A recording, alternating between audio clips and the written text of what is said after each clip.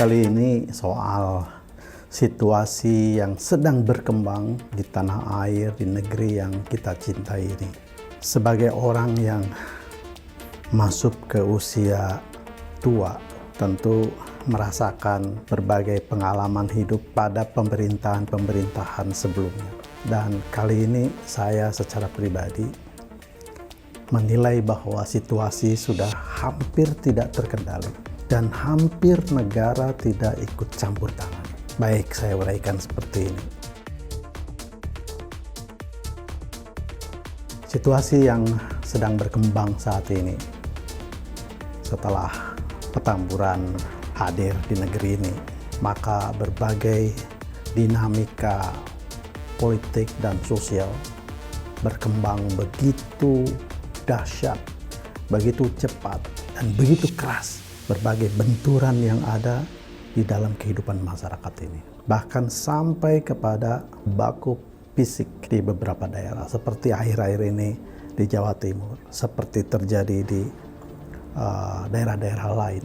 Ini luar biasa. Dan yang sangat menyedihkan itu adalah peran pemerintah sama sekali tidak mempunyai arti di mata masyarakat. Saya ingin menjelaskan sebenarnya siapa yang harus berperan di dalam situasi seperti ini. Tentara kembali lagi masuk ke wilayah sivil, partai politik ya diam seribu bahasa, seperti menonton membiarkan rakyat berbenturan satu sama lain. Dan yang paling menyedihkan sikap Presiden Jokowi yang tidak bergeming sedikit pun, sahabat-sahabatku sekalian. Presiden itu mempunyai dua fungsi, yaitu Presiden sebagai kepala negara dan Presiden sebagai kepala pemerintahan. Sebagai kepala pemerintahan, itu mau dicaci maki oleh rakyat siapapun, itu adalah suatu konsekuensi logis karena ia mewakili partai politik yang diembannya. Dan itulah yang disebut dengan might be wrong.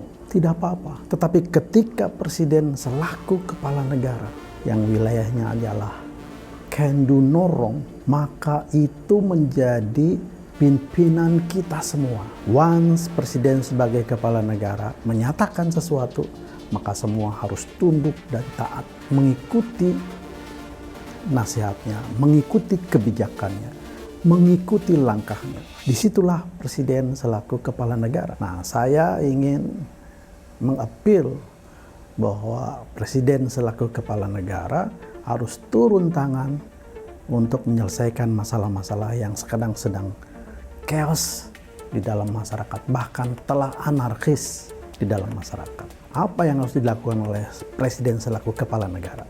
Kalau tidak memungkinkan berbicara yuridis formal, maka masih ada etika di atas hukum yang bisa menyelesaikan persoalan ini, yaitu out of the law resettlement.